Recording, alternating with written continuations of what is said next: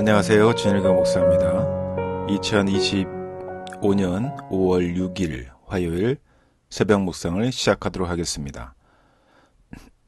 오늘 우리가 함께 보실 말씀은 시편 119편 81절부터 96절까지의 말씀이고요.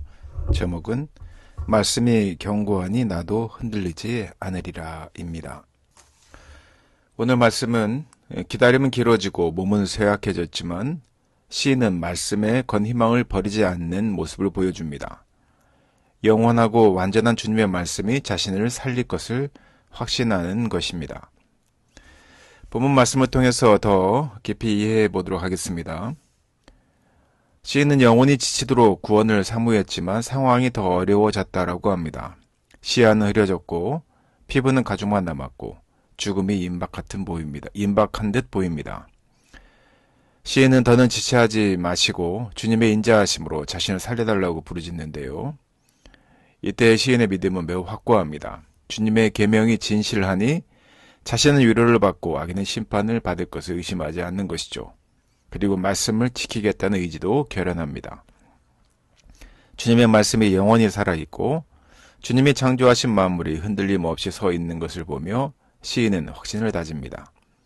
시인은 그 말씀을 기쁨으로 삼아 지금까지 고난을 견뎌왔습니다. 시인은 전에 주님이 말씀으로 자신을 살려주셨던 일을 기억합니다. 그리고 다시 그 말씀에 희망을 거는 것이죠. 시인의 희망은 막연한 기대가 아닙니다. 완전한 계명에 대한 확실한 믿음인 것입니다.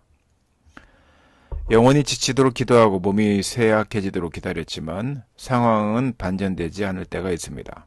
그럼에도 시인은 주님의 말씀을 잊지 않겠다는 결연한 의지를 내보이는데요.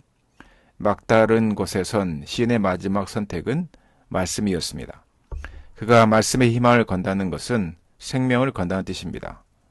우리는 하나님의 말씀과 또한 희망에 얼마나 목숨을 걸고 또한 기다리고 계십니까? 혹시 짧은 시련을 견디지 못해 너무 쉽게 말씀을 포기하는 것은 아니신가요? 시인은 말씀이 하늘에서 굳건히 자리 잡고 만물이 땅에서 흔들림 없이 서 있는 것을 보며 희망을 되살립니다. 고난을 이긴 힘이었던 주님의 말씀이 영원하다면 말씀에 건 그 희망도 헛되지 않다라고 확신한 것이죠. 세상이 영원한 것은 없습니다. 늘 변하죠. 늘 변하는 세상 속에서 우리도 변하는 것은 당연한 것입니다.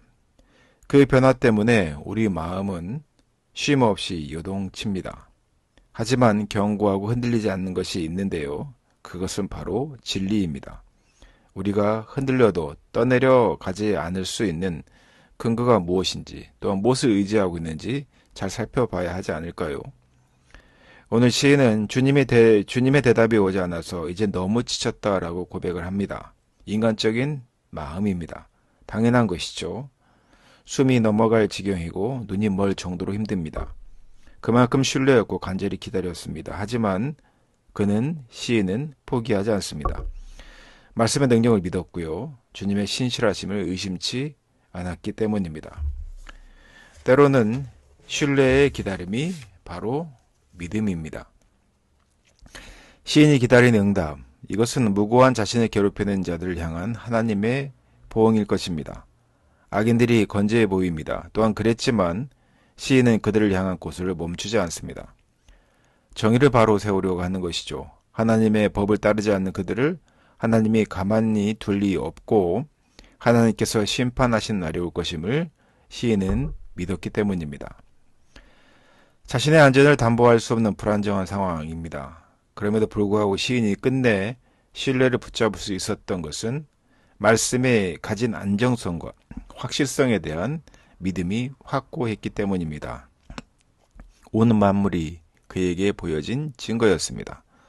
만물이 견고히 서 있는 것, 이것만으로도 만물이 주의 종이 되어 그분 말씀에 순종했기 때문으로 지금 시인은 보고 있습니다.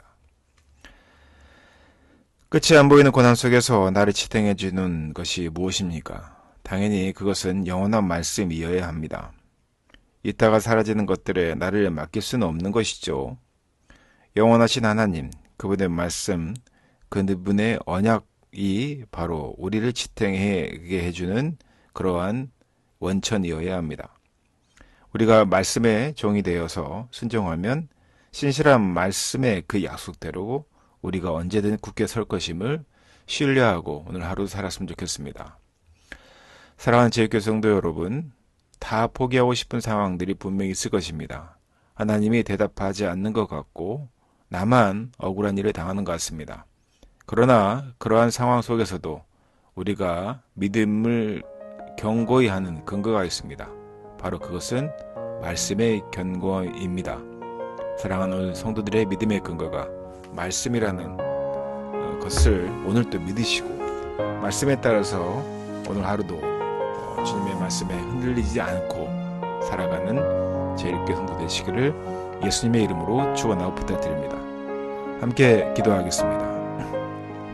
고난의 시간이 길어질 때에도 주님의 말씀을 붙잡고 소망을 잃지 않는 우리 사랑하는 제일교회 성도에게 주님 함께하여 주시옵소서.